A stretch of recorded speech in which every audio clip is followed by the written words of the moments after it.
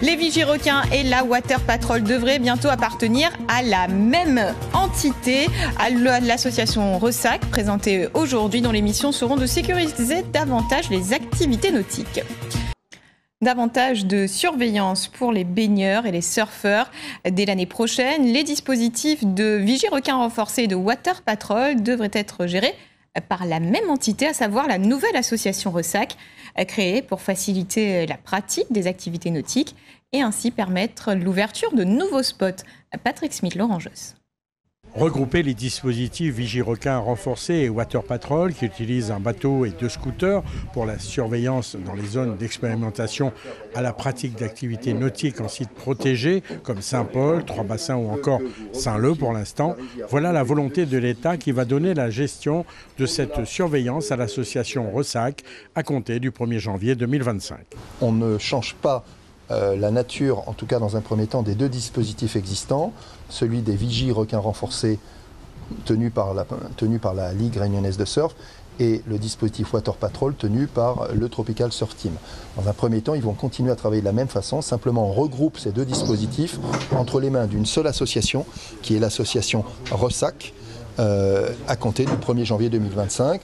C'est un projet qu'on a, ça n'est pas décidé puisque normalement les 2 associations LRS et LTST doivent d'abord délibérer pour donner leur accord à cette idée.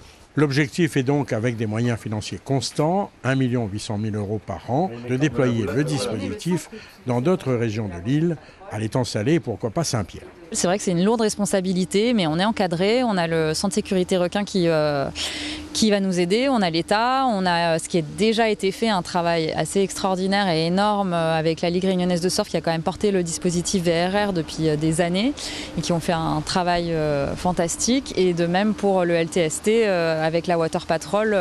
Donc on a des très bonnes bases sur lesquelles s'appuyer pour faire évoluer ces dispositifs. Il est important aujourd'hui de sécuriser plus de zones nautiques pour permettre un retour à l'eau des Réunionnais.